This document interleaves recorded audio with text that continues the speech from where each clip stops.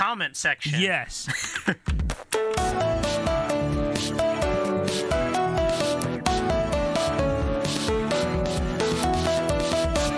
Hello everyone and welcome to a brand new episode of Comment Section here in Season 4. Didn't think it would start this way.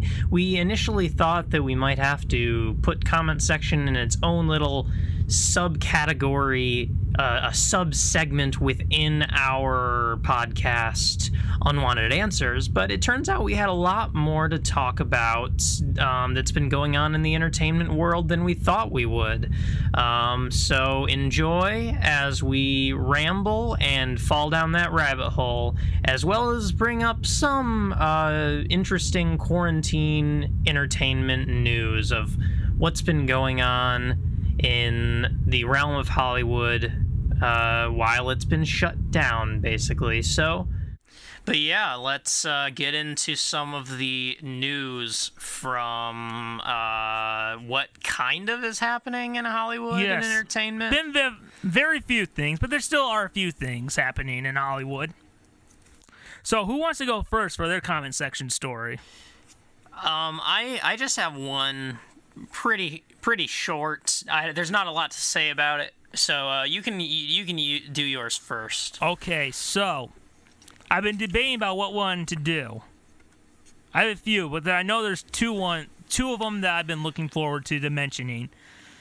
I think I'll do the fun one first, and then maybe save the big one for later. Okay. All right. So, right now in quarantine, there are people who are just like, "Oh my God, doesn't this suck?" But there are a few things at the light at the end of the tunnel, and one of those things is that the Man of Steel, Superman, is returning to television. That's right. Ooh, and you know what they said? This isn't the news story, but you know what they said? Yeah. When Hollywood opens up again, they're going to start filming the pilot. Ooh. Oh, yes. But we do have some new news about the upcoming Superman Lois show. Oh, yeah. Yes. So, it has been announced that Emmanuel Tricky, I think that's what her name is going to play Lana Lang in Superman Lois. Lana Lang, a lot of people remember from in Smallville, was played by Kristen Kruk. And according to Deadline, this version of Lana will be Lana Lang-Cushing. So she's married to, I think they said that they already cast who her husband will be in the show, but she's a loan officer at Smallville Bank who stayed in Smallville when others left for something bigger and brighter. Lana reestablishes her friendship with her old friend Clark Kent during one of the most difficult periods in her life. So, we had it where now we have it with having this announcement of who's going to play Lana. We now have our big four from Smallville back in the show. We have our Superman, we have our Lois Lane, we have our Lex Luthor, and now we have our Lana Lang. And there have been possible leaks about the pilot. I may know more about the pilot than I wish I did, but everything about the pilot sounds amazing. But so before we get into this, I think it's really cool that we're gonna have Lana back in this show. I mean, all these CW shows really, Arrow started the continuity, but they really all got kicked off with Smallville. So I think it's great that we're gonna have Lana in the show again, and I really like this description that they're gonna do. I'll probably go a little bit more what I think this description means after you say your thoughts. But what do you think about Lana Lang being in Superman and Lois? That's really cool. Like I've mentioned before, since Smallville is practically my only knowledge of Superman, besides just from being in other DC movies. The things I actually recognize are from that show. So that gets me really excited for this show coming up. Definitely there's some stuff to look forward to at the end of the tunnel when things get back to it. Yes. So there have been some things mentioned about the show that could be there might have been some leaks about the show. I may know more about the pilot than what I've wanted to know. So I'm going to I'll talk a little bit about them because they've been everywhere. But just so everyone knows, these could be potential spoilers, okay? All right. All right. So one thing that I heard about the show is that Clark Kent, there's been some downsizing of the Daily Planet, so Clark Kent will be fired from the Daily Planet, and that his mom will die, and that he'll inherit the Kent farm, the same Kent farm that we saw in Smallville, that we also saw in the Elseworlds crossover. So it sounds like to raise the kids, they'll be moving back to Smallville, and Lois will probably be commuting back and forth from Smallville to Metropolis. My guess is that by the season finale, he'll get his job back at the Daily Planet. But another thing that we've heard, which, by the way, this description that they're talking about how Clark Kent is losing his job at the Daily Planet and going back to Smallville, number one, it's almost a little bit of like, I think some of the problems that the modern Superman have had is that they tried to make Superman sad to make him relatable. But that's not the part of Superman that's relatable. Superman is the special thing in the story. The part that the audience is supposed to relate to is Clark Kent. And I think that having Clark lose his spot at the Daily Planet maybe might hurt Clark in a very special way, because unlike with Superman, like, his job at the Daily Planet is like something he actually earned himself. It wasn't something that he just had because of his powers. That was something he worked for and he earned. So I think that's going to be really interesting. And I also think having his mom die and going back to Smallville in the same Kent farm we saw from Smallville and raising his kids there, I know they're not connected, but this sounds like if you would have done like a Smallville season 11, this almost sounds like what one could have sounded like. Yeah. No, I'm definitely way more into the idea of like a more personable, down-to-earth series about the characters. That makes Superman a much more interesting character to me. And also, so I also heard that one possible spoiler is that Lana could be in an abusive relationship with her husband. So it could almost put it to where, because it goes back to, when you look back at the original Superman comics from 1938, it was about Superman kind of standing up for, like, the little guy. And this is kind of something that, like, Superman can't really just bust through a wall to save her. But maybe this is something like, maybe Superman can't help Lana during this time, but maybe Clark Kent can. So, these are just possible leak spoilers. So what do you think about that aspect of it? Oh, another.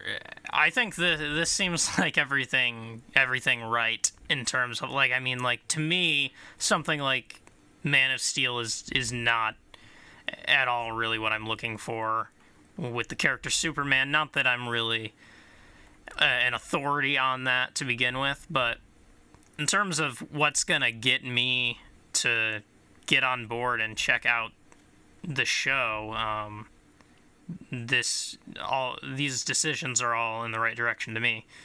So I'm very much looking forward to having Superman back on television. And, during this whole quarantine, I've just been like, you know what? I did not go through 10 seasons of waiting for Superman to become Superman just to kick the bucket now when we're finally gonna have a show of him being Superman. So very exciting stuff for Superman and Lois. This is, like, for me, like, the big superhero project of 2020 that I'm looking forward to the most. Yeah, that's really cool. All right, so do you have any? Yeah, I've got a short one that I just heard a couple days ago. That to me was pretty, like, exciting news. Almost like I don't know, almost too good to be true kind of news for me. But So just a couple days ago, it was announced, and this is probably about as early as it can possibly get in this process, so who knows if this will ever happen. But some Star Wars news broke that there is plans for there is a new Star Wars movie being written. When that'll come out,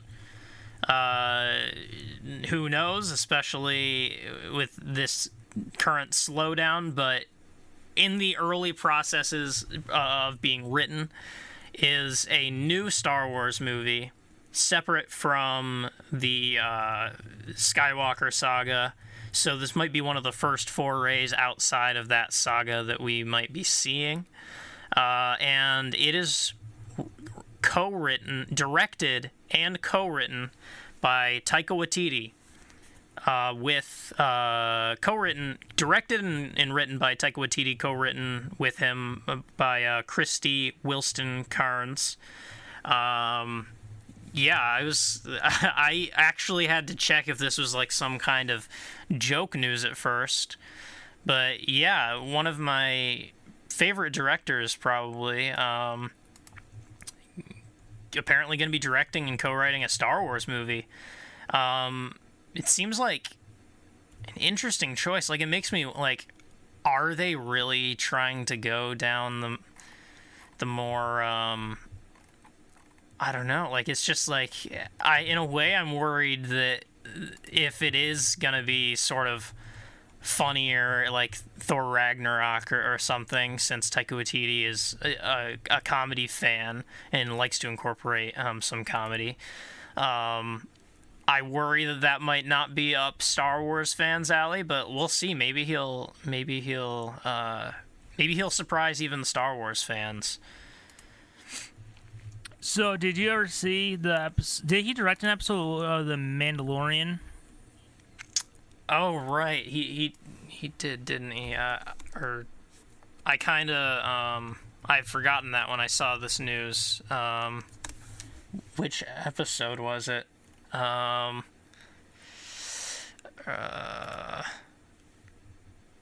Because I still haven't seen the last few episodes, which I don't know why, since I've had Disney Plus again for the last few weeks, but let me check. Oh, it's the first episode. Or wait, no, that was directed by Dave Filoni. I can't figure out what episode it is. I wish I could figure it out so that I might have some idea of what him directing Star Wars would look like. But I mean, generally The Mandalorian is pretty well received by a lot of Star Wars fans and has a slightly more serious tone in general, so he probably has proven himself as having something to do with Star Wars. And I can see that as a good stepping stone. Well, so you're excited about Taika Waititi directing a Star Wars movie, the idea of it. Yeah, the idea of it. It's going to be far, far off from today that movie, if it ever does see the light of day, comes out, and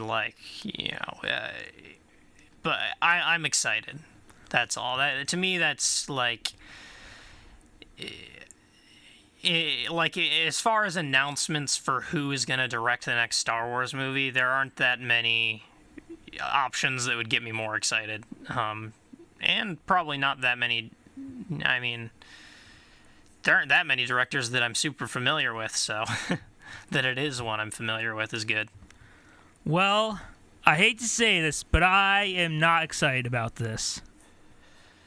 I can see that. I've been trying to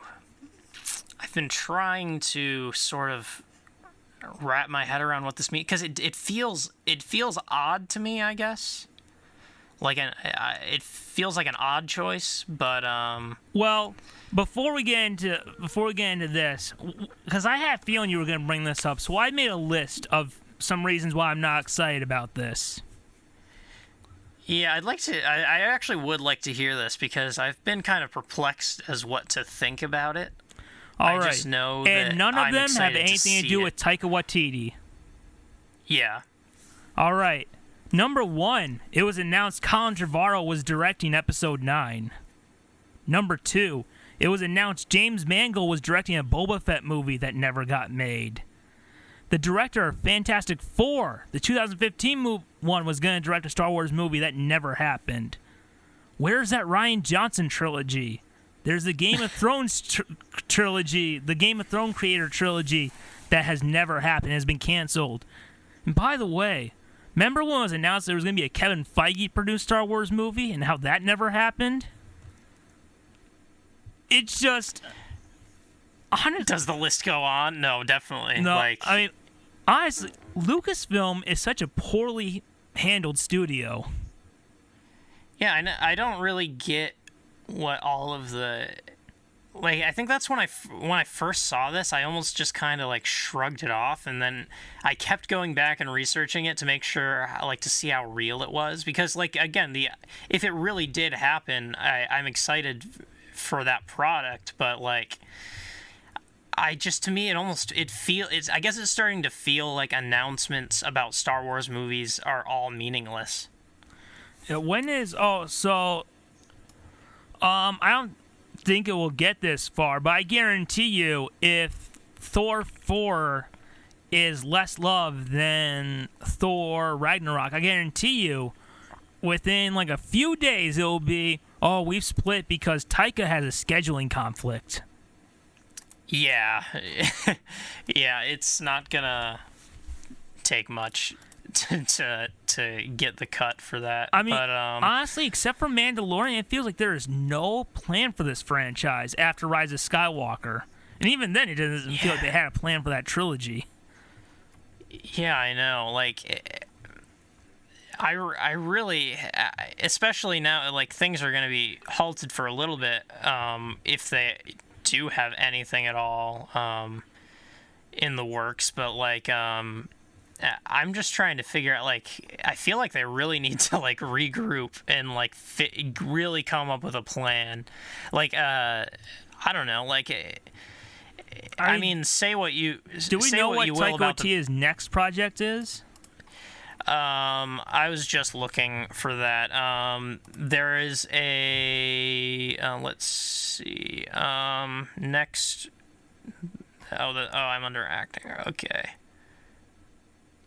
Oh, Next Goal Wins. It's a sports comedy that's supposed to come out this year. Yeah. So, I mean, it's not gonna. I don't think that's gonna have much effect on this, really. Oh, I remember right after, what was it? The one that Colin Trevorrow made, was it the King Arthur movie? Oh, and yeah. right away he got fired from Episode 9. Yeah, because it was like such an awful movie or something. Yeah. Yeah.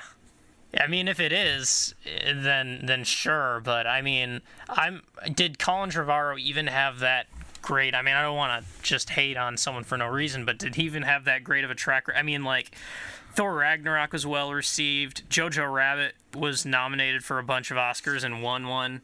Like, it seems like there's at least a better track record there. I mean, he brought back Jurassic Park.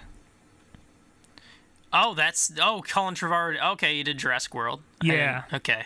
I can see why. I guess I didn't know anything about him. I can see why they chose him, actually. His movie before that, Safety Not Guaranteed, has a 90% on Rotten Tomatoes.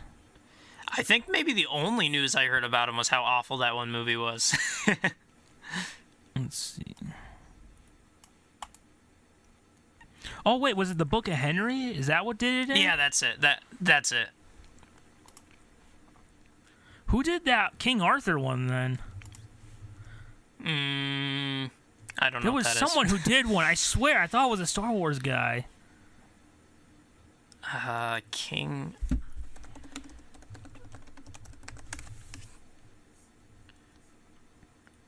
Wait. Oh, Guy Ritchie. Yeah, I was just finding that. Wait. That was the guy who did Aladdin. Never mind. Oh, okay. I got it. You did a pretty good job with Aladdin too. Yeah. What do you think of? Do you think this one will actually happen? I mean, not really. It's relevant news to me because, I mean, if any of these were to if any of these that were announced to happen were to actually happen, the ones I would want to exist would either be the Rian Johnson trilogy, which won't happen, and the Taika Waititi one. Those would be the two I'm most excited about. So I don't know. I haven't looked up. Had people been more forgiving to The Last Jedi recently, or is the hate still there? I haven't even bothered to check. I think people still hate it. I think most people have now just been like, screw that whole trilogy. No, I definitely think that the attitude now is... I actually have seen a lot of people kind of just pretend that it doesn't exist kind of thing. Like, the prequels and the original exist, but not that trilogy, which has nothing to do with the story or whatever. Like, that's kind of the attitude for a lot of people, I think. All right, so I was going to ask one rabbit hole, but I do have a question since we mentioned Star Wars. I'm just curious about what you think about it. Before we leave our Star Wars topic. Yeah. So, now that we've had the whole sequel trilogy... One thing that has become very controversial is Luke's role in the trilogy. Right. And I'll ask you how you feel about it. I'll just say, when you look at the whole trilogy, they did a terrible job with Luke Skywalker. He has like, in the first and third movie, he has basically no role, and then, like, it feels like the Last Jedi storyline should have happened in the first one.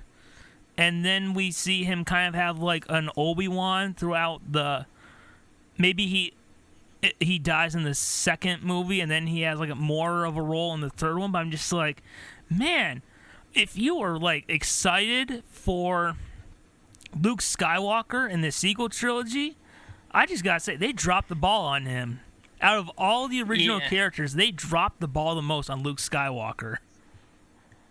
Yeah, I mean, I really can't defend that because, like, there's really not much there for Luke Skywalker. I mean, most of what you see from him is his Last Jedi stuff, which a lot of people didn't like. So there isn't that much for you there, and it's not really, there's not much of a character arc. I guess really the only thing is the thing I've been saying time and time again when defending the sequels, which I'll say I would do slightly less strongly now, despite still liking them. I'm not as enthused by them, seeing how just it wasn't that well planned necessarily, but in terms of just how to enjoy them, what I always say is, like, you kind of, like, it's not really about the original characters so much. There's more compelling and more well-written stories for some of the new characters than there is for Luke Skywalker, for sure. Yeah, I think I'm more forgiving to that because it makes sense when you look at all 9 films. But if they announced they were going to do a 10, 11, 12 with Rey, Finn, and Poe, I would completely be like, wow, they totally dropped the ball on that. Yeah, that's the thing. I think that's the thing. Like, I do think that this trilogy is fairly, like, enjoyable, but it's so flimsy that it could not possibly be added on to anymore. Like, there's not enough there. It got passed around in too haphazard of a way where the plot lines just, like, things make sense. A lot of things make sense in the end, dare I say, but if any more depth were to get added, it would all fall apart. So I'm really thankful that there's not a 10, 11, 12 or something. it'll be really interesting to watch all three back to back and see what it's like, the experience. Mm-hmm. I still haven't done that, but I am interested because I've still only seen Rise of Skywalker once, and I've seen the other two quite a few times. Now I believe they're all on Disney Plus. So yeah, they released Rise of Skywalker on May the 4th. Yeah, the entire saga is on there. I believe I heard. Is it? Is Last Jedi on there now? I think what I heard is that on May 4th, all 9 are going to be on there. Oh, okay. I don't know. All right, so one last one before we get to our rabbit hole. Boy, does that really sneak up on you. All right. So, now, there are people who, with Star Wars, they don't like the prequels or they don't like the sequels. Now, not which trilogy is better, but which one do you think fans have more of a right to be upset about?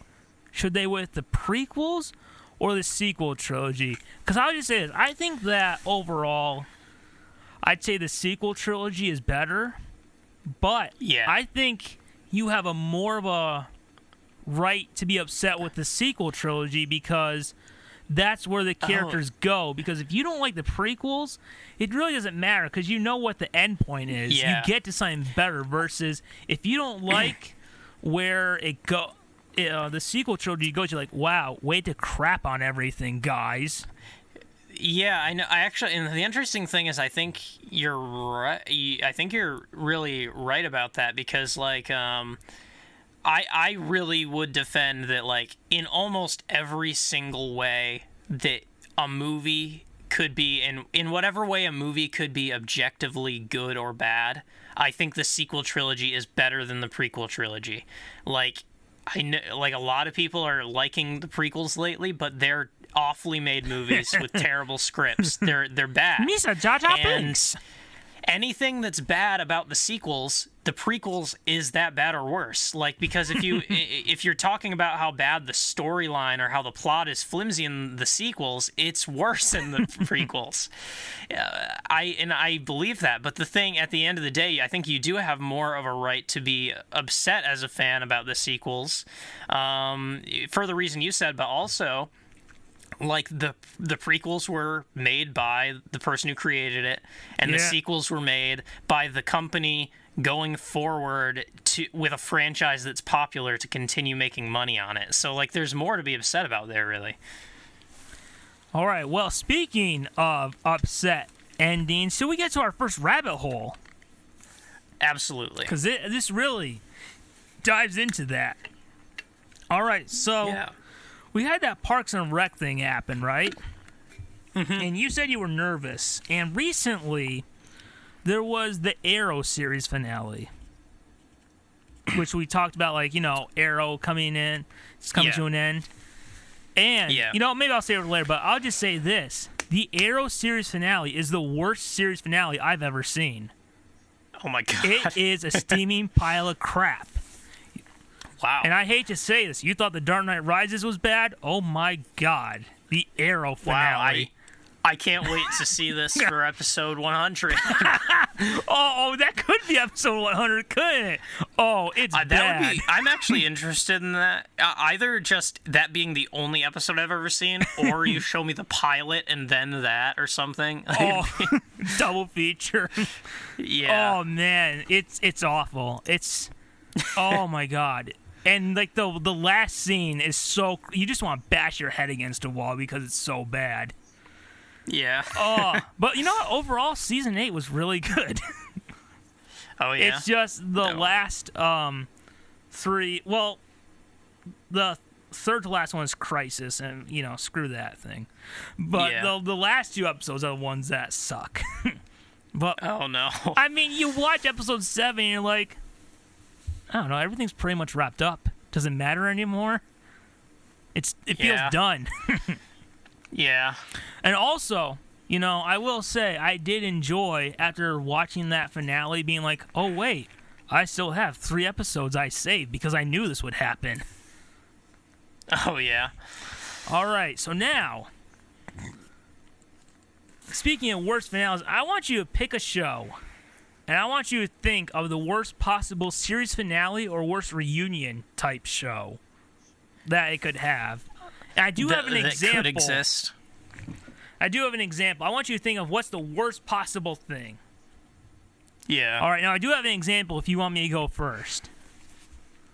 All right, yeah, you can go first. All right. I'll think about it. I did what would be the worst reunion thing for The Office. Yeah. All right. And in this finale, in this reunion thing, we have it where Michael Scott died before he ever got to meet his kids. Dwight is in prison for not paying taxes on Schrute Farms. And also, Jim cheated on Pam and is now married to Karen. Oh, God. So basically, they just come back with the most awful premises that no one would want to even see. And also, Andy is a famous social media celebrity. Let me think here. You know, the interesting thing, I was trying to think of the interesting thing with Parks and Rec, which I was trying to think of some examples of, is I realized that because in the finale they jumped forward so many years and like told what happens throughout their entire lives, they kind of made it impossible for them to really like do something totally different. And in that reunion episode, they did like reference some of the stuff that they said they'd be doing in 2020 in the finale. Oh. So it's kind of interesting. I feel like they couldn't come back and say like, oh, Leslie she completely left politics and now she's working for a corporation, because like they established that like that you couldn't say that for that show, which is interesting. Let me try and well, I mean, I'd say let's see, with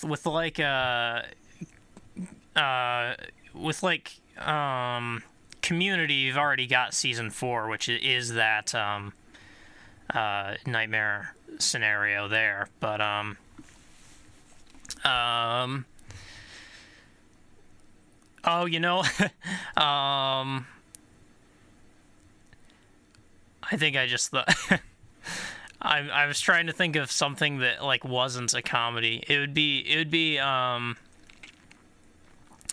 trying to remember. I think I'm thinking of Breaking Bad, and where there's I haven't seen Better Call Saul yet, which I believe is 4. And I haven't seen the movie, which I believe is right after Breaking Bad, but is in reference to the actual series itself, to like to have like a comeback like run of episodes where the character Jesse like just completely doesn't get his life back together or something. Like, or just like it all happens. Oh, again, that would be awful. Is it all so basically in the show, you kind of learn that he's being manipulated and strung along by Walter White and stuff. Like, he just had a terrible life, and it's not really his own fault in a lot of cases. To have a comeback where it stars him, but his life is still awful, and there's a new guy getting him into crimes, it would be so depressing. A different bald guy trying to get money. All right, so now I did say we would do just one, but I do have one. I looked at my list of rabbit hole questions, okay? Yeah. I did see one I've been dying to ask you because it's been a while. And there was some news, and people have been wondering this, so I thought I'd turn it to you. All right. So, it's very rare for me to bring up some MCU news anymore. Yeah. But there was one piece of news that made me raise an eyebrow and just like, oh. For the first time in years, made me go, oh, that's interesting. Oh, really? It's that Sam Raimi will direct Doctor Strange 2. Really? Yes. My gosh. Had you heard that, or? I didn't. So yeah, Sam Raimi, the guy who created the template that all Marvel movies follow, at least the good ones, is coming back to the MCU to direct Doctor Strange. Now, wow. Obviously, he will always be known for one superhero. Yeah. So I have a few questions to ask you. Now, do you know what this Doctor Strange movie is called? No. Oh, I kind of actually, you know what? I kind of remember that it's kind of a long name, isn't it? Yes. I don't remember it. All right, I'm looking it up. It is called Something Madness. Oh, where is it? Where is it? Oh my God, I had Doctor Strange in the Multiverse of Madness. Okay. So people have been asking this, so I'll turn it to you. Should Tobey Maguire appear as Spider-Man or Peter Parker? Oh my gosh. Oh, oh my gosh, he should. I'm just having because Doctor Strange would be all about. Haven't seen the first one. Not sure if I'm right here, but there would be different dimensions, kind of a story going on, and especially with the title too. So it would be really easy to come up with a story reason that, like, sort of like in Into the Spider-Verse or something. It's like this Spider-Man came from a different part of the multiverse, and it's Tobey Maguire. So I will say this: should Tobey Maguire appear in Doctor Strange in the Multiverse of Madness? No, no, no, no, no. And I say this after Crisis on Infinite Earths, because do you know what will happen? Oh, yeah. If they have Tobey Maguire appear, they'll say Tom Holland is the quote-unquote real Spider-Man, even though he's nothing like the character. Oh. And they will use that as an excuse to do weird crap to Tobey Maguire's Spider-Man. Yeah. Because he won't be playing the real Spider-Man, he's playing an alternate version now. It could potentially be like a messing with the canon and just let me enjoy this. Don't do this. Because I guess he's not going to be the classic Spider-Man. They're going to do something to differentiate him. Yeah. Whether it's he lost his powers or he gave it up, or maybe he dies. Right. I say no, leave it alone. Spider-Verse is taking care of the Tobey Maguire Spider-Man. Just leave it there. Is that what people have people been like saying, like, oh, you got to get... Is that like what people have been seeming everywhere. to want? People want it. I guess I'm not surprised. People want the big three together. They want Toby, Andrew, and Tom together. And I say no, no, no, no, no. I guess I'm not surprised. Throw both better Spider-Man versions and better Spider-Man actors under the bus for your crappy Iron Man Jr. Yeah. I mean, I guess part of me isn't that worried if that were the case, because, like, just because Sam Raimi is directing it doesn't mean they're going to somehow work Tobey Maguire into it, or, like, another Spider-Man into the plot. I mean, this movie might have already had a script. All right, now let me throw another curveball at you. All right. Sam Raimi's directing it. He's known for another superhero. Should Tom Holland's Spider-Man appear? In the Doctor Strange. In Doctor Strange 2, should Sam Raimi direct a scene, maybe just with Tom Holland's Spider-Man? See how that Spider-Man will be under a different director. Yes. I'll say this. If anyone besides... Well, now the Russo brothers is gone, but if anyone could fix or save the Tom Holland Spider-Man, I gotta think it's Sam Raimi. Yeah, I think you have a point there. I'd love to see how he would direct Tom Holland, how that would turn out. It'd be interesting. What is one thing you were watching during quarantine or have watched? Oh, yeah. Let's see here. Really, the thing that stood out the most to me that I finally watched was I got Disney Plus again specifically to watch Onward. Oh, yes. Yeah. The one we doubted. Yeah, the one we doubted, and I was much more impressed by my expectations weren't there, but I was really impressed by it. I would actually, your expectation was bad. My expectation was sort of mediocre middle tier Pixar movie. I would throw it a top tier Pixar movie. I think I would say that too. Yeah, it's a Pixar. It's a movie I watch and I go, that's a Pixar movie that belongs in the echelon of Pixar movies. The pantheon of great films. Yeah, I was really impressed by it. It's everything I didn't know I wanted about from a fantasy Pixar movie. Well, there we go. Onward. Yeah, it's pretty great. We'll have to see. I mean, the lists for best movies of this year at the end of the year is probably going to be a little weird. It's going to be probably short. Probably pretty short, but we're looking at a contender for me right now. But I think I've only seen 2 movies this year. Yeah, I'd have to even think if I've seen another one, but it's one to beat. Anyway, what have you been watching during quarantine lately? Well, like I mentioned at the beginning of the show, this was the last time in college. At least we think so this time. Again, yeah, we thought this 5 years ago, but that doesn't matter. But yeah, I was thinking, usually there's a big movie that comes out by the time I'm done. Mm-hmm. Usually, it was ever since the first year of college, I guess 2013. There was always a Marvel movie that came out during that time. And you know what I was also thinking? What?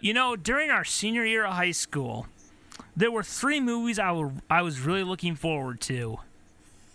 Oh, yeah. And 2 of them were based on Marvel Comics properties. So I decided, you know what? Darn it, when this ends, I know the first thing I'm going to do. So I went through Phase 1 of the Marvel Cinematic Universe. Yes. Also, the first time going back to those movies since, post-Endgame world. But it's just like, all right, it's been a year. We can separate them now. Yeah, you can just watch Phase 1 and just experience that alone. Yeah, I gotten to the point of, 20-some movies, you're going to want to break it up. Because, number one, after a few movies, it's like, I think I'm kind of ready for Batman now. I think I'm ready to move on. And plus, you got 2 other phases where you got something new to look forward to later in the summer, because I don't think we'll be opening the theaters before August, or at least have any new movies before August. Yeah, there definitely no one should be dead set on it anytime soon. Yes. Someone's like, ooh, come June, I am in the theater again. Yes. So, yeah. I went through the 2 movies, and because I watch the MCU differently, because some say, no, just follow the Marvel canon. I say, screw that. I follow the Marvel Comics canon. Damn it. So, I was just like, I don't want to wait till Phase 3 to see my favorite Marvel character. So you know what I did?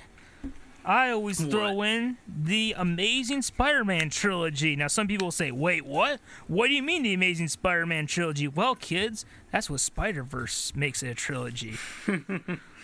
But anyway, honestly, I look at that, that's pretty much what I would assume an MCU trilogy would be. MCU Spider-Man trilogy would be those 3 movies. You mean one actually good one to you, or what? You mean one besides the currently in progress? Yes, I would imagine one that's good, but also, though both the Amazing Spider-Man movies and the MCU are based on the Ultimate Marvel comics. Right. So, in those comics, this is what happens to Peter Parker. It's the same thing that's happening to those Avengers. Oh, yeah. So it makes sense. Plus, they don't suck. Isn't that nice? Yeah, that is nice. I mean, I already have 2 movies. I mean, some people be like, oh, the Spider-Man Homecoming has Iron Man. I've got 2 other movies where he meets Iron Man. Who cares? That's true. But, so yeah, I did that. Watched them. I think, yeah, last time would have been before Endgame. So, yeah, it was fun. Got to see the 2 of the 3 movies I was really looking forward to my senior year, The Avengers and The Amazing Spider-Man. And I still think of the 4 Avengers movies, that first one I still think is the best one. Yeah. And you know, man, that scene where they had the turnaround camera where it shows all the Avengers, oh my god. Yeah, classic. I mean, it's like one of those things like you don't know it will be iconic, but when you're making it, it's like, I think we got something here. I think it'll be something people will remember. Yeah. I think whenever you think of the Avengers, that's the shot people think of. Yeah, no, it's one of the most famous shots in a superhero movie, so. And also, man, The Amazing Spider-Man, I think, yeah, man, Andrew Garfield, easily for me, my favorite live-action Spider-Man, and so many good stuff, so much good stuff, so much wonderful Marvel stuff, a merry Marvel movie marathon. Yeah, that's a good idea, to bring yourself back to when you were finishing years of college and there are movies that you were excited to see. Yes, none of the ones from actually when I was in college, but we'll get to Phase 2 later. Oh, right, yeah. Yeah, it ends in 2012. Yeah. But I also watched. What's that? Because I did mention there was a 3rd movie I was looking forward to. Yeah. Sadly, it sucked. Oh, no. Oh, no. You probably can guess what it is, but Season 4, and it's like Voldemort, that show that shall not be named. You're saying in 2012? Yes. Okay. You watched it again? No, because you know what I okay. have 8 years later? I was looking forward to a live-action version of The Dark Knight Returns. Yeah. But wait, I do have one. I have another one starring Ben Affleck. Right. A 3-hour version. So, yeah. I decided I could just watch Batman Begins, Dark Knight, and Batman vs. Superman, the real Dark Knight trilogy. Or Yeah. I could go through all the DCEU from Batman Begins to Justice League. So I did that this weekend. Oh, wow. So, yeah, I got through Phase 1 of the MCU. I guess all the phase of the DCEU since it doesn't exist anymore. But, you get to Justice League and you're just like, it feels completed. It feels done. Yeah. And honestly, Yeah. back when I would just watch Batman Begins and Dark Knight and think for like 4 years, that's it? Oh, it's over? You pair those with the Ben Affleck ones, and then at the end you're just like, you know what? I'm good. I feel like I got a complete story. Because when you add BVS, especially the 3-hour one, you get basically all of Frank Miller's Batman Year One and Dark Knight Returns done throughout those 3. Yeah. Plus, you get a classic Batman with Justice League. Yeah. Yeah, whatever works for you. I mean, you don't gotta watch movies you don't like, so you make up. I mean, that's what the Machete Order is people going, okay, we gotta fix this. Let's cobble this together in a way that works for us. Oh yes. All right. Yeah. You know what's a really good scene from that first Wonder Woman movie? I have a favorite scene, but the like No Man's Land scene. Oh yeah, but, I realized that there's like a little tribute to Linda Carter in there. Oh really? How before she would become Wonder Woman in the show, she would spin, but in the movie, before she turns on, she puts the crown and goes in the costume, the camera spins. Oh yeah.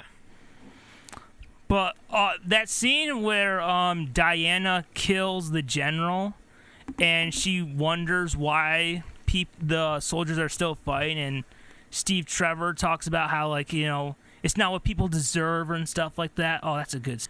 Yeah. Yeah, It's good. I was really looking forward to Wonder Woman 1984 this year. Yeah, me too. I if this really I hope that they I know that it's not a good like financial decision for them necessarily, but I would really love to see more big movies released just on streaming, or at least digitally. Well, let's see. What else? So, did you have any stories you wanted to bring up?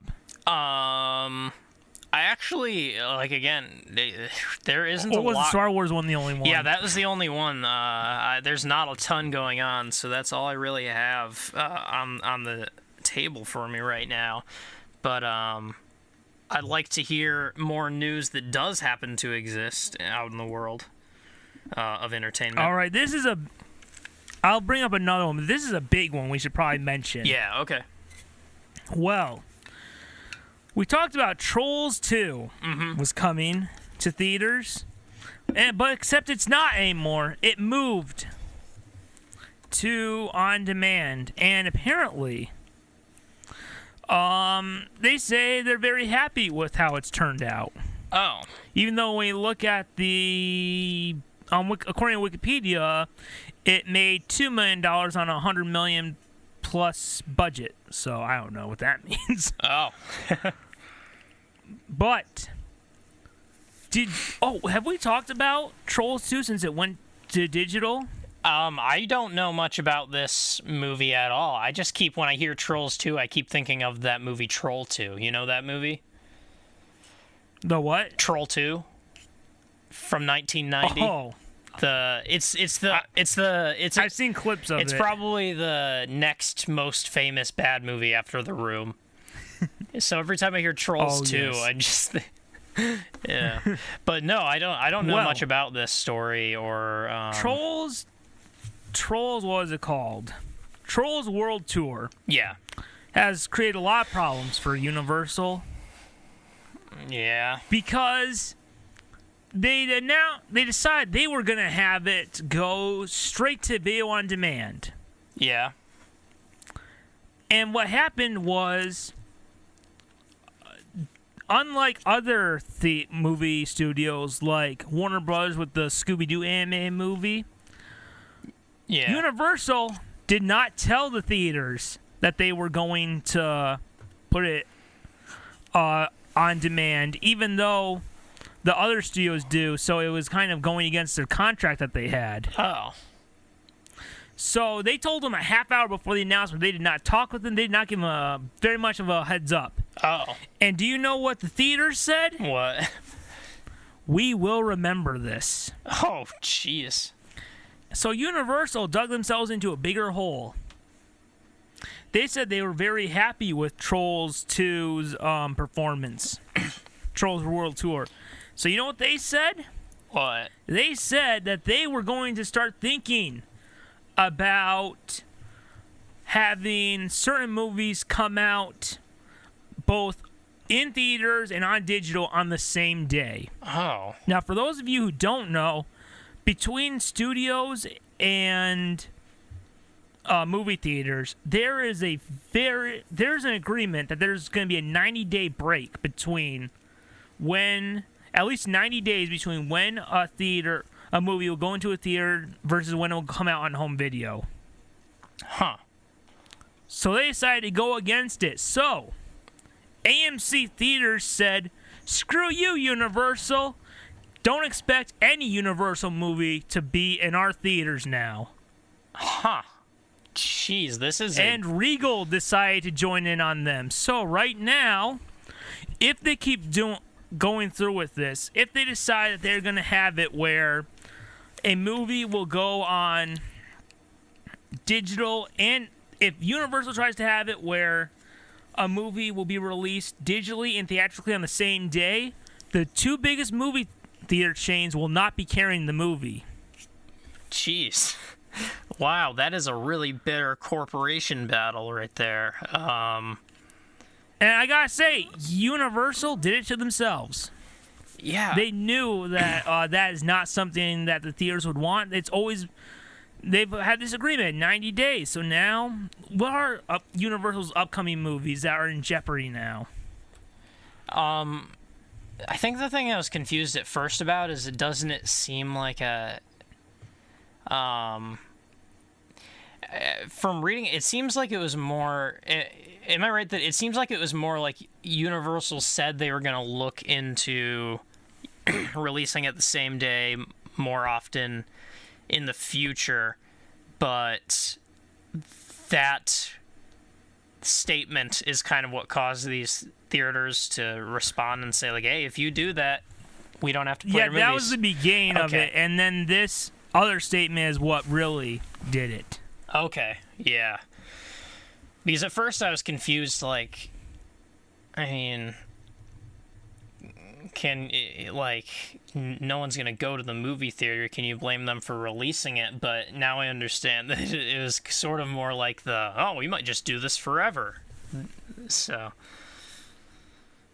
So yeah, I think, look, I understand why AMC and Regal are deciding to do this. And I think, honestly, it's a thing they've agreed to, so I think until Universal changes their mind about this, that this is probably the right thing for the theaters. But yeah, what do you think? What do you think could happen? Are we going to go from, we had 6, now we're down to 5 with the Fox being gone? Are we going to be down to 4 major Hollywood studios? I know that's great. Like, well, the thing that's interesting. I mean, it's kind of because if AMC and Regal don't carry it, those movies are screwed. Yeah, I know. That's what. Like, I guess what I was thinking was like, if that goes that way, the only way I can see Universal continuing to be a studio is if they pivot to like streaming or something. Like if they become like because I mean, like Netflix movies do well. Well, not financially because they're bankrupt, but like those don't play in theaters, but lots of people watch them. The only way I could see Universal continuing to be a company, if this happens, is through the streaming. Because if they're not going to make money from the box office, so. Yeah, either they back off from this, or they're probably not going to last too much longer. Yeah, so by the way, I think our local movie theater will follow through with not having Universal movies either.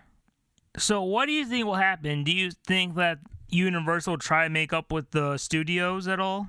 Or are they just going to be like, screw it, we're done with theaters? Because to put it in perspective, Disney Plus only makes $1 billion from revenue service, and that's a success. But you mean from the box office or from streaming? From streaming. Okay, $1 billion from the streaming versus they made almost triple that with Endgame. Yeah, just so clearly.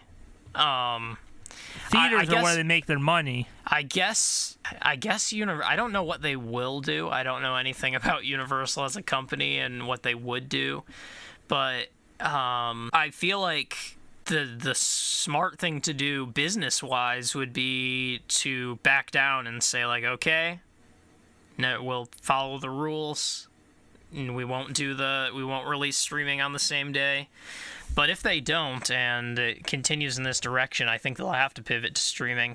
They'd make less money, but because there's just no scenario in that situation where, like, producing high-budget movies and then releasing them to like a few theaters that aren't protesting them. That's not gonna be a good business model. I think probably what will happen is that Universal will publicly announce that they're not going to go through with that plan of releasing them theatrically and digitally on the same day. And I think what they're going to do is they're going to have movie theaters for a while take a bigger percentage of the box office for Universal movies to kind of like apologize. Yeah, that seems like the most likely scenario. So yeah, like I think right now the theaters only get a third of the movie ticket sales, so I could see it going like 2/3 or even more. Mm-hmm. To be like, hey, we are sorry. Let's just come on, guys. Let's try to be friends again. Yeah, wow, it's surprised. Like, there apparently is still pretty big news going around, even when Hollywood shut down. There are still a few. All right. Now, let's see. I'll just throw these two out there. All right. So Blacklist, the season finale, you know the show Blacklist? Yeah. They weren't able to film a season finale, so you know what's going to be? Oh, what? Animated. They're going to have an animated season finale. I gotta say, that sounds pretty cool. Wow. That's a bold move. Especially because a lot of animated shows like The Simpsons are still able to have production because you don't need the actors in the same spot. Yeah, you can just record wherever. That's interesting. I know. I'm hoping that. I think they said Flash and Supergirl are okay, but if they can't for their season finales, I would love to see an animated one. That's cool. Do you know what they can do if it's animated? Anything? They can have Batman. Oh yeah, oh yeah. That's true. All right. And I'll just throw this one out there too. Nicolas Cage will play Joe Exotic in a drama about the Tiger King. Have you seen the Tiger King? Have you been swept up in the Tiger King phenomena? I've seen Tiger King. And I have too. I think I was reluctant at first because of how into it everyone was, but man, is it genuinely as interesting as it was hyped up to be. It is. Man. There's going to be a dramatization of it? Yes. Wow. But it's from a book based on it. So. Oh, okay, yeah. And Nicolas Cage will play Joe Exotic. Whoa. Wow. I can't put into words how excited I am just to see that. Not like I don't care how good it is. I'm not going to watch that because it's going to be good. I'm going to watch that because Nicolas Cage is playing Joe Exotic. Yes. And you know what he can do? He can use those tigers to one day steal the Declaration of Independence. Oh, yeah. That's yes. Oh, that Tiger King. Man, you got to be a weirdo to want to buy those giant tigers. Yeah. Weirdo is an understatement. Yes. All right, so I think this is the other big news for movies right now. So, even when everyone's in quarantine, you can still be a little idiot and get yourself into trouble. Yep. It can manage. Because instead of being quarantined, Ezra Miller decided to go out. And you know what? And he decided that he got angry at fans, so he decided to tackle her and attack her and get in a fight. And by the way, if you've seen the video, boy, is he a wimpy little thing. Hey, come on, you want to fight? Come on, to this girl who's taller than him. Come on, you want to fight? Yeah. You seen the video? Yeah, I saw it. Oh my God! When I heard that it was a thing that existed, I was like, oh no. And there's another problem right now. Really? Warner Brothers, before the COVID-19 outbreak, was going to film a Flash movie. They were finally going to move ahead with this movie. So good timing. Exactly. So. Now you're left wondering, what does Warner Brothers do with the Flash movie? Do they recast? Do they reboot? I don't know. So, what do you think they should do with the Flash right now? I'll just say this. I'll say what I would like to see, and then what I think business-wise makes sense. Yeah. Screw it. Both of these things I'd like to see. Screw it. Yeah. One, I mean, obviously, Ezra Miller's done as the Flash. There's no way he's going to be the Flash anymore. He's done. It's over. I mean, this is kind of the final straw. I mean, a lot of people, I liked him in Justice League, but a lot of people are not fans of his performance as the Flash, and even I will say, it worked when he's playing off of Ben Affleck and Gal Gadot. You can't do a whole movie with that as your lead character. Yeah. So, Here, two scenarios I want. All right, here's one's realistic. No, I'll throw my way out there idea first. All right. Then we can get to the realistic one. Yeah. All right. Now, there's been some question about should they go through with the Flash movie or should they just cancel it altogether? Right. I would say, look, this thing's had enough problems, but you know what you do have? You have a popular Flash TV show on the CW. That's right. I would say, you know what? When you know that the Flash TV show with Grant Gustin is going to end, instead of just having a regular series finale on TV, do a big theatrical film that's like your finale to the Flash, starring Grant Gustin, and you could have Tyler Hoechlin's Superman, get Stephen Amell to come back as Green Arrow, and you can finally do the one thing, because it's a movie that people have been wanting. Yeah. You can have Batman appear. Heck yes. Yes. So that is what I would say. But realistically, I'm thinking, what could they do? Because they don't want to. They want to have a Flash movie, but they don't want to have the TV version of. Because is it really fair to an audience to say, "Hey, you want to see the Flash movie? You had to catch up on over 100 hours of TV to understand what's going on." Yeah. So I think they should do is I think they should have it where they should just recast the Flash, do whatever script you had. I mean, after all this time, if you have a script that you're finally excited about, just do it. I just want to see it. Yeah. And I will say, I have a pick of who I want to be the new Flash. Really? Yes. We saw him before in a superhero franchise. He did a great job in 2 movies, and I would want him back, and I think this is the perfect role for him. I want Andrew Garfield to be the Flash in the movie. So that's what I'm hoping for. I mean, I guess they could do auditions right now over Zoom, but you can't really like have them play off. I mean, they're gonna have to recast this entire movie if Ezra is gone, because you have to make sure that everyone has chemistry with your new Flash actor. Yeah, definitely. So, what do you think about these 2 scenarios? Could they do a theatrical version of the TV show, and what are the chances? Maybe, do you have a guess of who could be the new Barry Allen? Yeah, I mean, I think probably what should, and well, I guess I hadn't considered the option that maybe this movie's just done for at this point, but I mean, I think the thing that should happen would probably be, you know, the script eventually sees the light of day, but with a recast, and a sort of new set of faces. As for, like, I don't feel like I'd be good at choosing who would play the Flash, because I'm not as familiar with the character, but I do think someone like an Andrew Garfield would be good.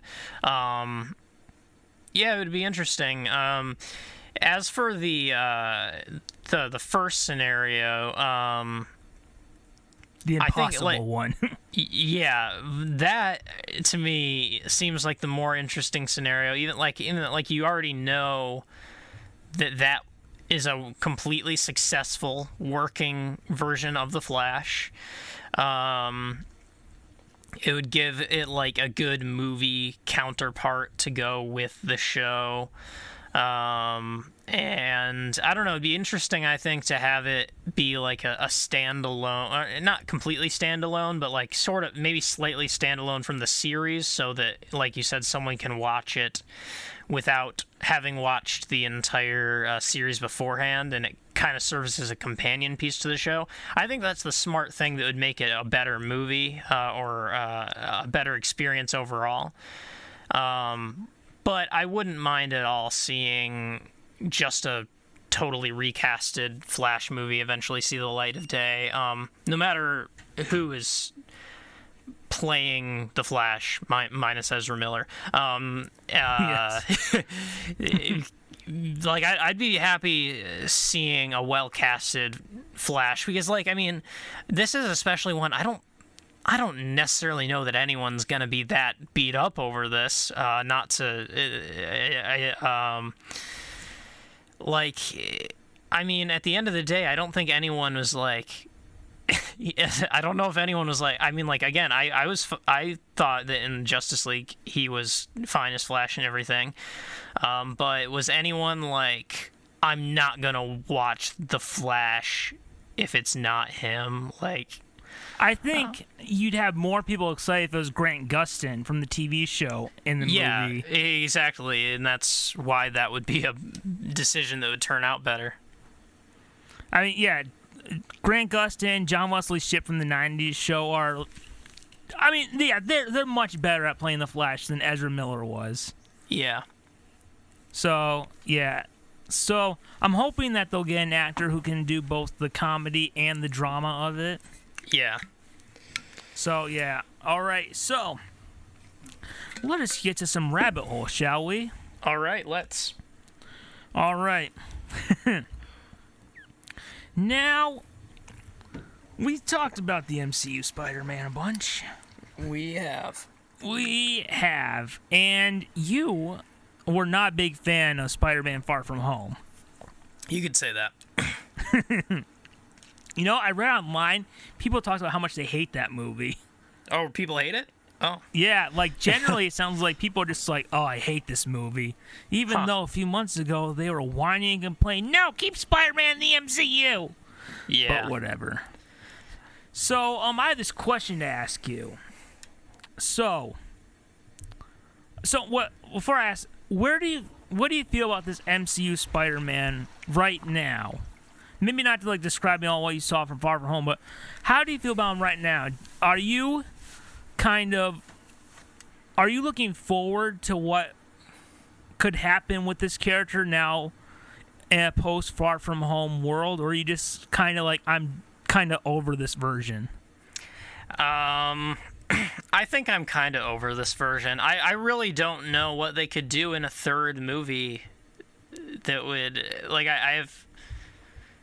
I mean, like, there's still I mean, if they were to do still just based in New York, like, friendly neighborhood Spider-Man kind of tale that doesn't have any of the Iron Man stuff, like, that would be great, but that's not going to happen, and that's clear that that's not going to happen now with these first two movies.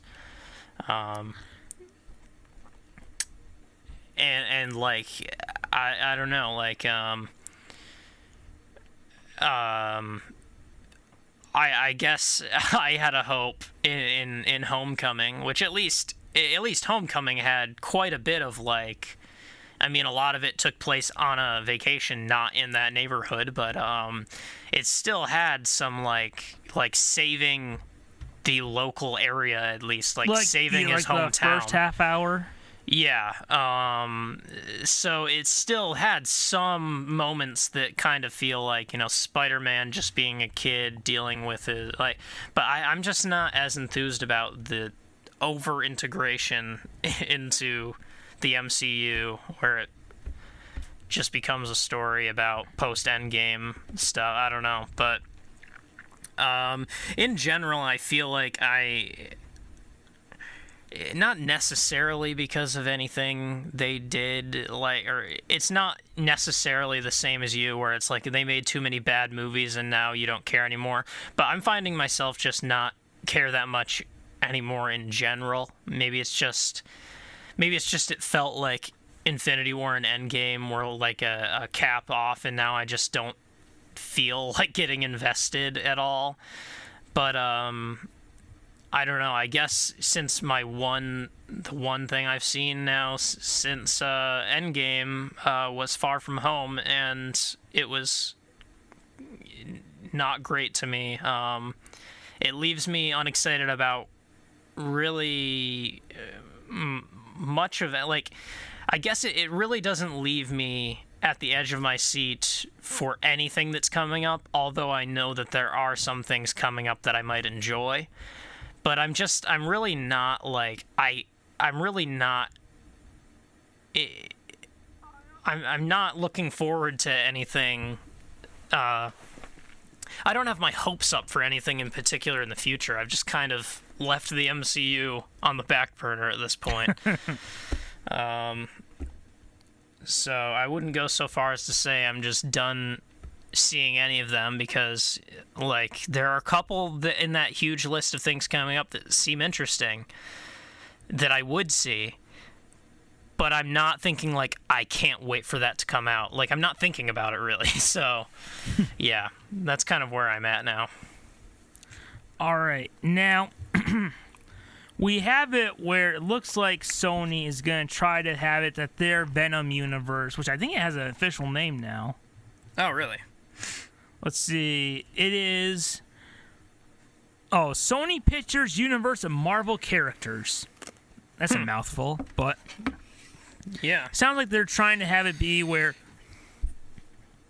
they are still connected to the MCU. Oh, okay. Now, a lot of people think that because the MCU deal got extended by 2 movies... Yeah. That Spider-Man, after his second movie, which will probably be an Avengers movie, or I don't know, maybe they could fit him into something before Spider-Man 3, will be his last time in the MCU. And then it's over. Oh. So I have this question to ask you. For a third Spider-Man movie, the final solo movie set in the MCU, would you want to see this Peter... And also because we have it where Doctor Strange talks about the multiverse of madness, right? Yeah. If you had the choice, okay?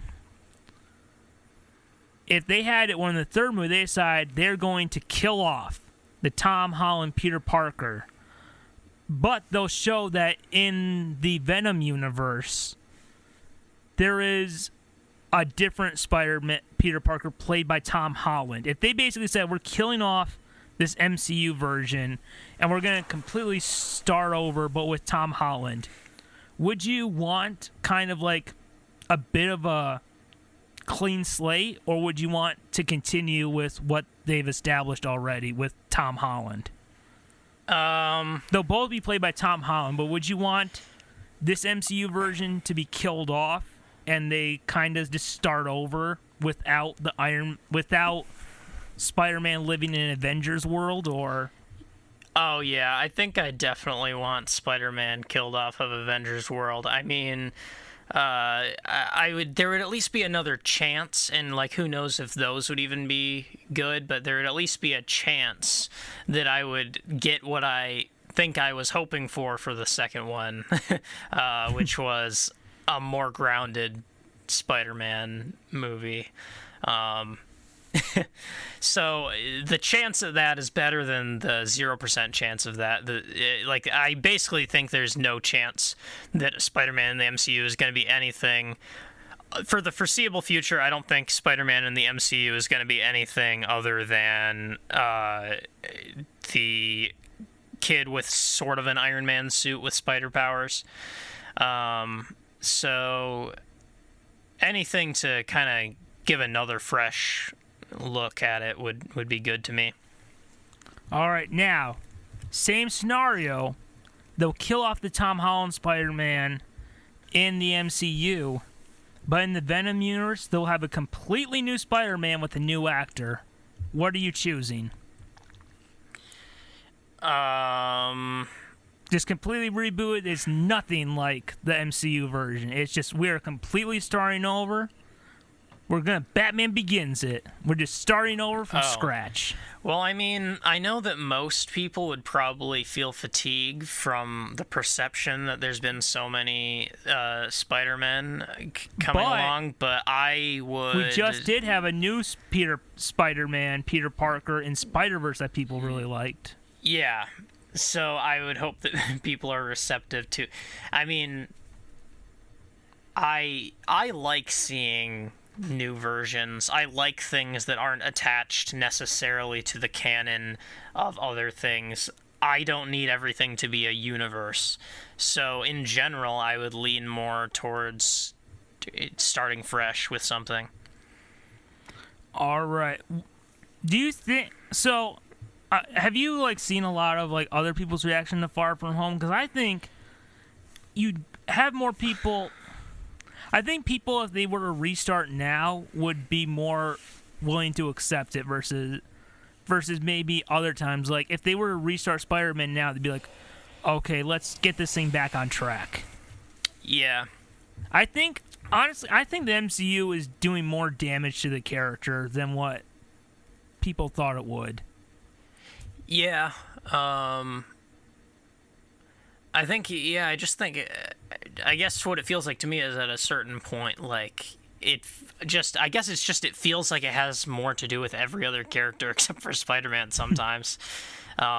Particularly, like, Iron Man. Like, Far From Home was all about how sad it was that Iron Man was gone, and I don't know. I mean, I guess it's about him dealing with that, but it wasn't exactly executed perfectly. I think, people would be more receptive to that now if it's true that they're not reacting well to Far From Home, but I haven't really seen much of the reactions to it. I've stayed away from that. So, now this is just for me, because I'm a little curious. So you wouldn't be excited for like a Spider-Man 3, but is there any hope that they could get the character back on track in like an Avengers movie with a different creative team, or is it kind of over after what they did in Far From Home? Like I would definitely think that it's possible to have a good movie that has Tom Holland's Spider-Man in it with that whole canon. Like, I don't think it's totally ruined, but it would probably be more in a sense of like what you see of Spider-Man in like Civil War or something like that, even Infinity War, like as a role where he's, I still like him as Spider-Man, so seeing him mesh well with some of the other characters in a separate plot line entirely wouldn't necessarily be bad, so I wouldn't hate to see that.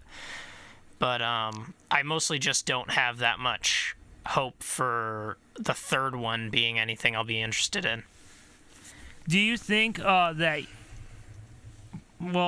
you think in like an Avengers movie they could get back to where he was in Civil War and Infinity War, or is that kind of over? Is that just like they've gone past the point? I mean, I guess I never like to say that it's completely impossible. I could see it working, but it would have to be in general a very, and I would hope with it being a new, like, new, what are they calling it? It's another phase, but an entirely different, like, era of Marvel movies.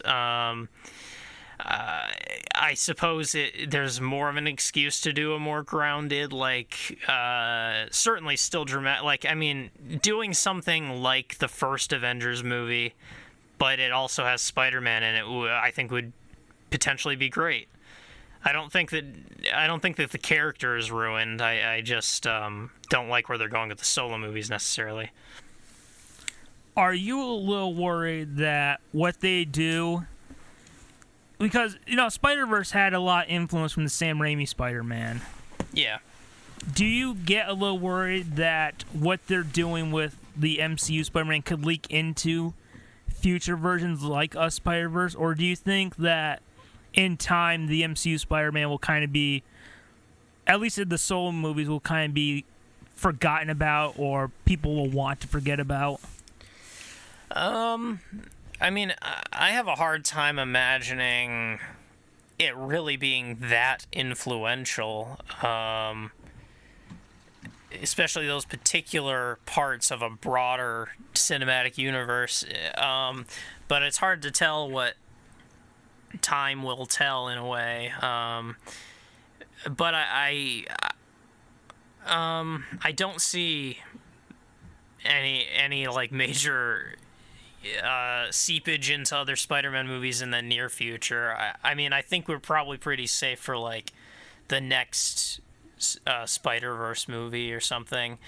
And since the MCU Spider-Man has so much to do with all of the other MCU versions of those characters, it would be hard to take too much from it without it just being like an MCU movie. So I would think maybe they might try and stay away from that. All right. Oh, before I forget, did you ever get those Marvel graphic novels? Oh, do you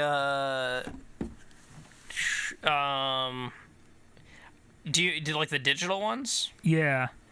I didn't get any Marvel ones. You said year one was. I actually only got DC ones. Like I've said before, I've tended to be more interested in DC comics and Marvel movies in the past, but. Because right now they updated the Marvel one. Well, right now they have the Secret Wars storyline, which is which ends with Peter and Miles living on the same Earth. Oh yeah, cool. Yeah, and that's on. Is it on the Marvel app or is it on like Comixology or? It's on the Marvel app. Okay. So yeah, it looks like for the third Spider-Man, it's gonna be the same writers and John Watts coming back to direct. Okay. So probably just be more of the same. I'll have to check. With everything that's going on, a lot of local libraries have a ton more options. Like I know that the library system that I don't work for, but I have a card for, is like putting their catalog on a new service.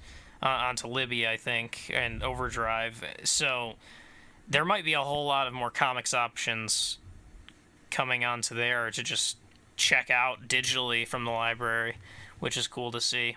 But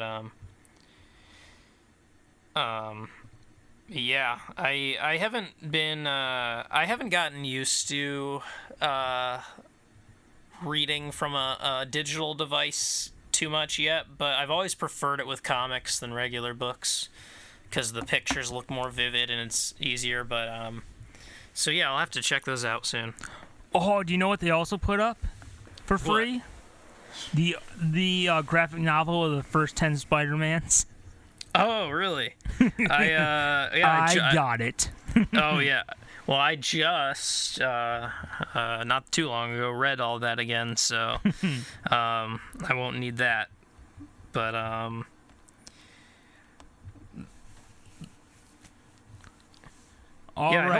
hope some more older Spider-Mans have digital versions because I've enjoyed some of the older ones more than the newer ones. So. Oh yeah. Yeah, you should really get into the J. Michael Straczynski run. Okay. And Ultimate Spider-Man by Brian Michael Bendis. Oh, all right. All right. So, 2 last rabbit hole questions to ask. All right.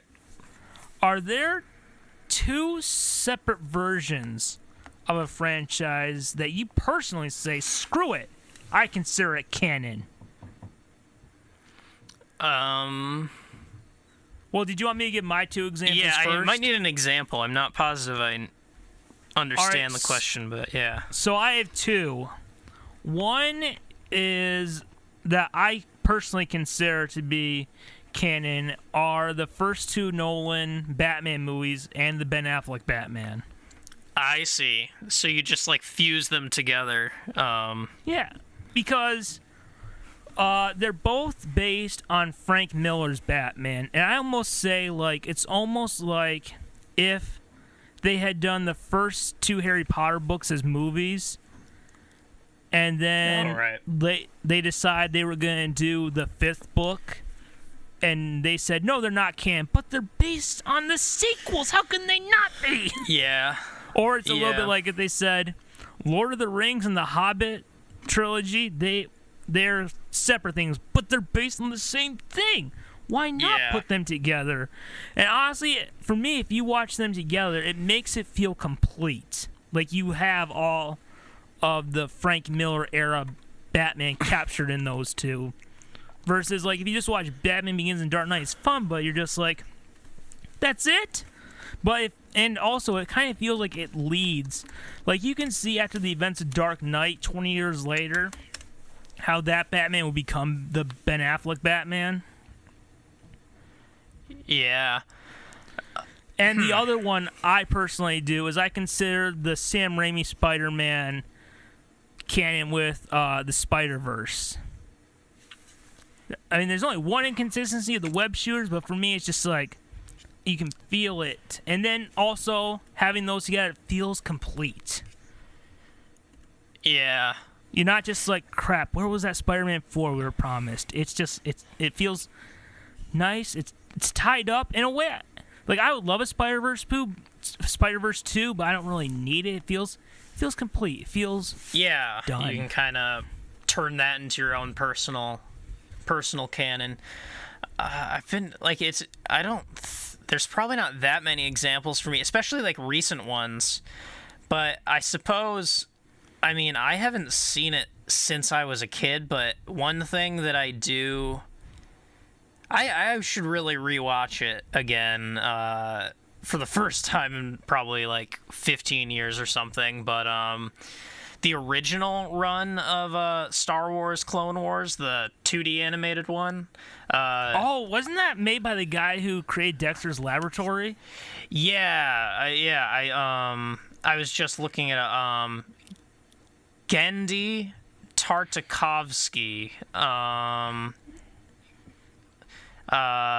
Did he make Dexter's Lab? Yeah, I think so. Yes. And Tiny Toon Adventures, Powerpuff Girls, involved in a lot of this stuff. But yeah, I loved that Clone Wars show. And every time I hear people talk about Clone Wars to this day, I always have to remember that they're talking about the new one, which I haven't seen at all. I don't know if it's good. CGI one? Yeah, I don't like how it looks, though. Yeah. So I haven't been inspired, but I love Weren't these ones really short? I think so. I think they were pretty short. Yeah, 3 to 5 minutes. I remember them being on Cartoon Network, I think, and like at the time, like we've talked about before, that as a kid, like most people have like these memories of loving Star Wars as a kid and then growing up and then continuing to like Star Wars. Well, I grew up when the sequels were coming out, and I never got exposed to good Star Wars stuff. You mean the prequels?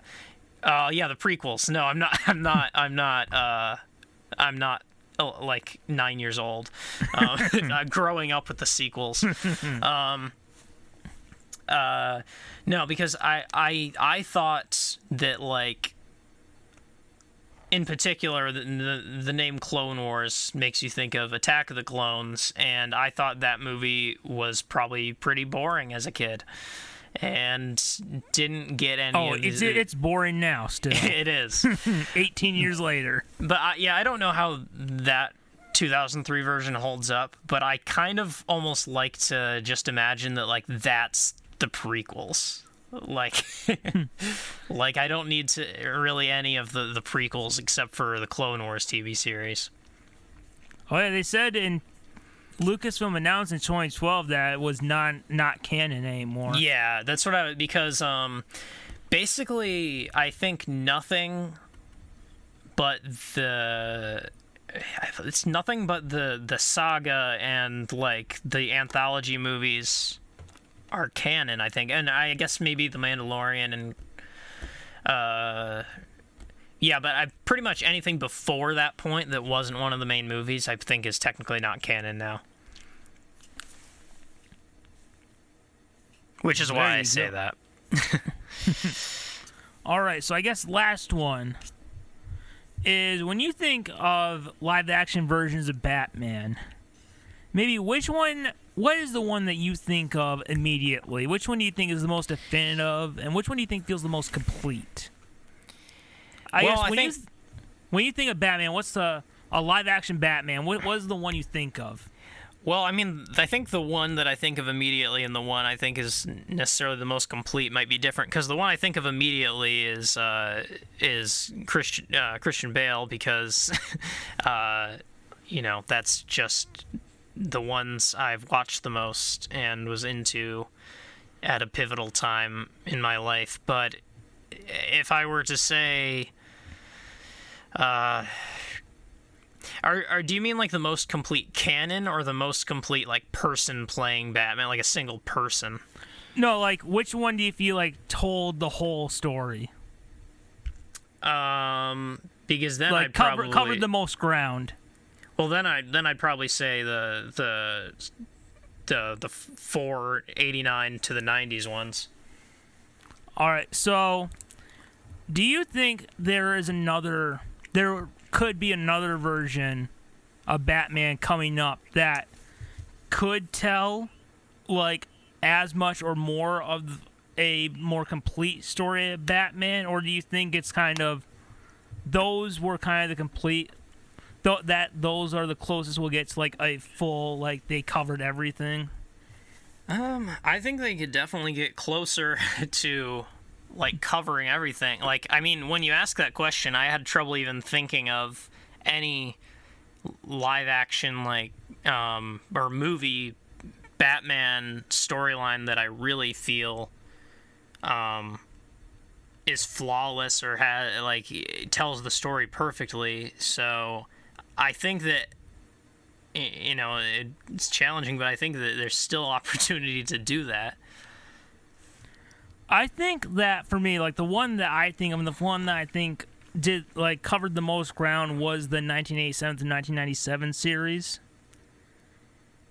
And I don't think, at least in a film series, we'll ever get as much of a complete thing as those original four. Because when you look at like what the different directors are doing, it feels like they're just more focusing on different eras.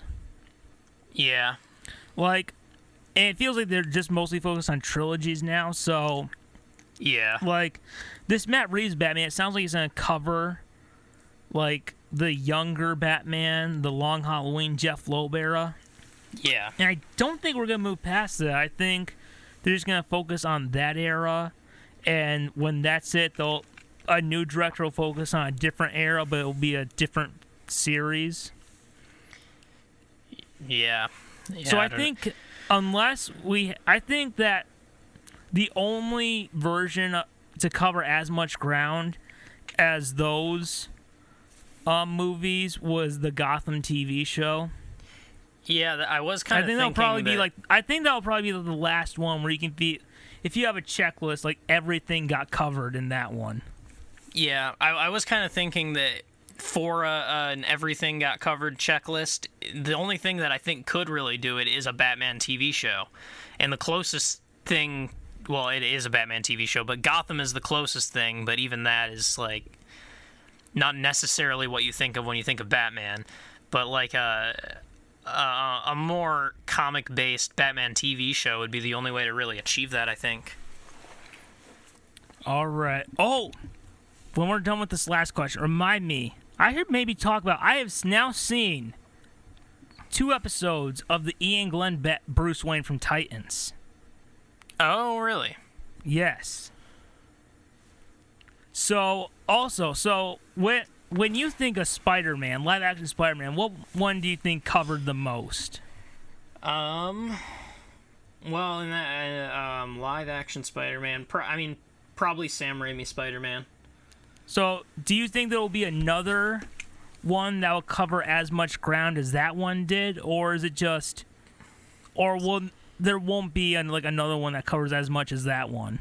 I think now that you say it, I think that might be one of the things that is my problem with like the current direction of Spider-Man, is that like having so much connection to other movies and trying to make it a cinematic universe like it is takes away from things covering ground in just Spider-Man.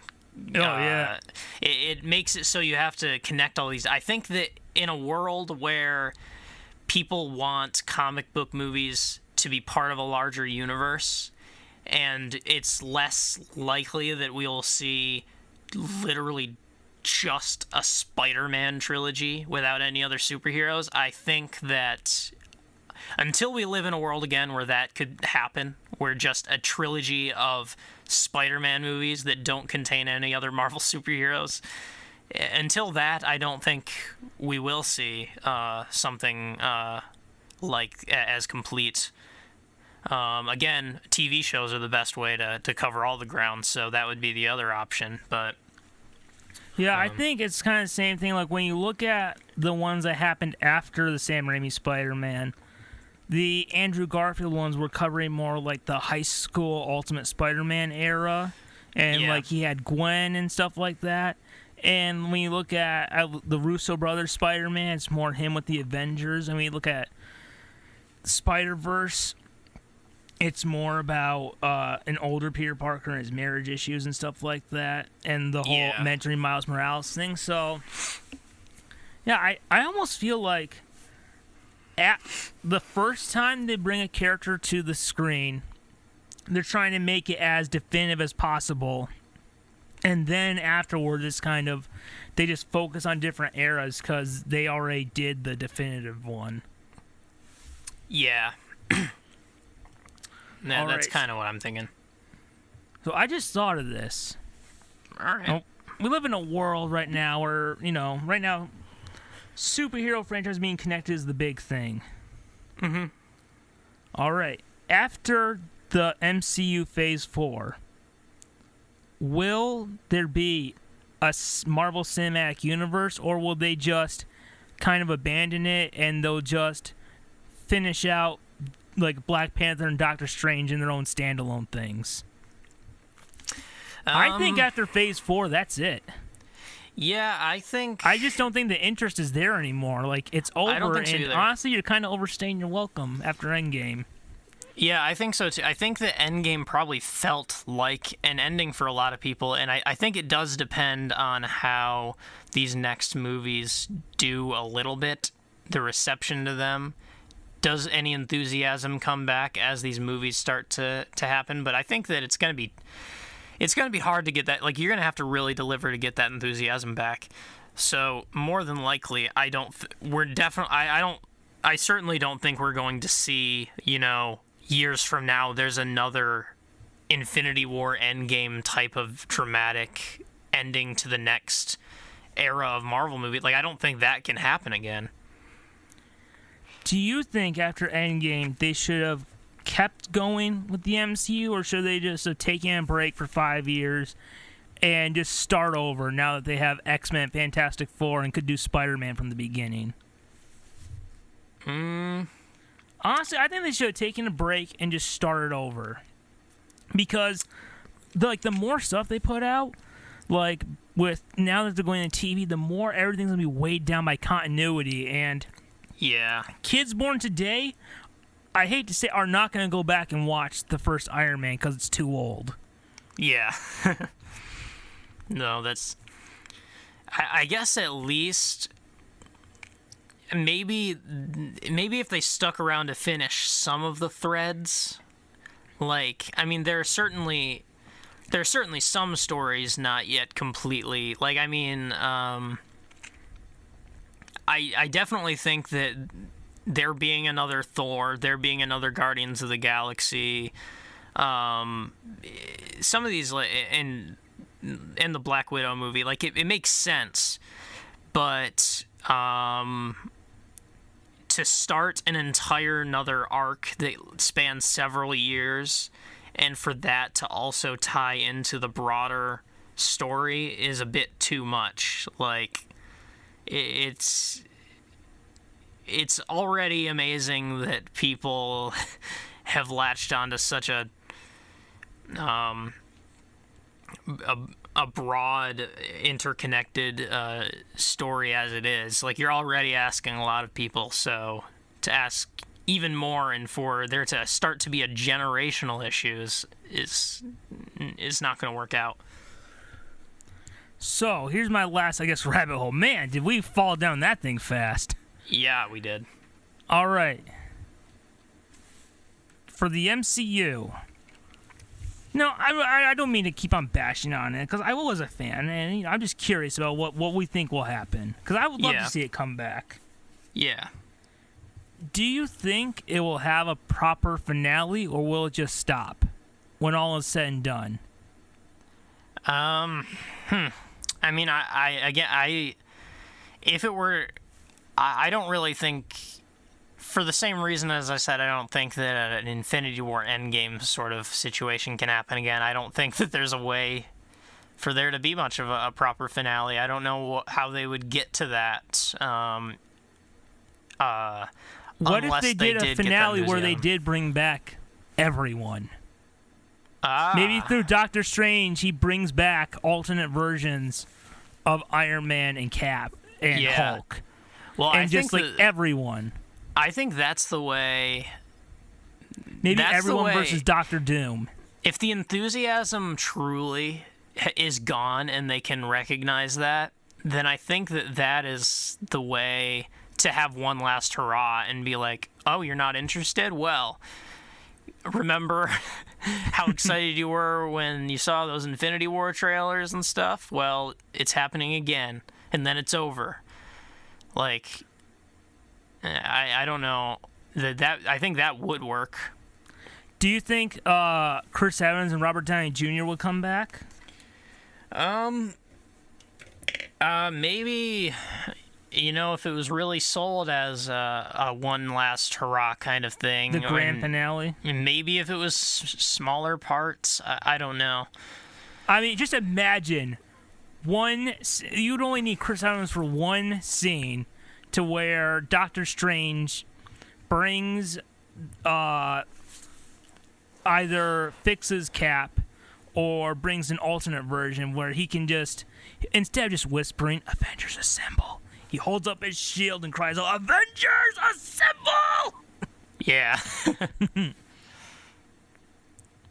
Yeah, I think if they decide that they were going to do like a proper finale, like they're going to just properly end it, they're done, I think they would come back, but I don't think they will have. I think that I think eventually, if there's like an Avengers movie I think if this Avengers 5 makes less than $1 billion, I think it's done. Yeah.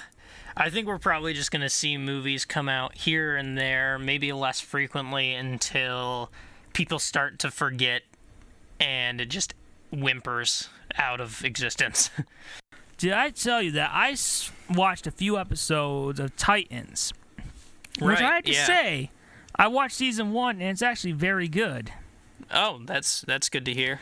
Those were some awful trailers, but They were. I'd say it's the second best DC show behind The Flash right now. Oh, yeah. So, I saw the first... I almost wanted to send you a clip to know what you would have thought of it. Yeah. Yeah. You know what? Maybe I will send you like a little 30-second clip for you to see real quick. Okay. All right, so they announced that they were going to have a version of Bruce Wayne played by Ian Glenn, I think that. And so, after waiting for another Batman a few months later, because, we just had Gotham, I saw the 2 episodes of the Ian Glenn Batman. I gotta say, I really like it. Awesome. I was initially a little hesitant about this casting because he's a little bit older and he has a Scottish accent. But when you look at him, and if you Google image the Frank Miller Batman, when you read the descriptions, that's what I guess a lot of influence was. He looks a lot like the Bruce Wayne from The Dark Knight Returns. And although it took a minute to get used to his Irish accent, it does give him like a naturally deep voice, almost Kevin Conroy-like. So I was very happy with this cast. I've only seen 2 episodes, but man, for the first time in a long time, we had Batman and Robin together in live action. Oh, and guess who wrote the episode? Who? It was Jeff Johnson and Akiva Goldsman who wrote Batman Forever and Batman and Robin. Oh, really? Sounds a little like Sean Connery or something. Yeah. Yeah. But it does give him like just more like a naturally deeper voice. Yeah, it kind of makes it so it doesn't sound as forced. Yeah.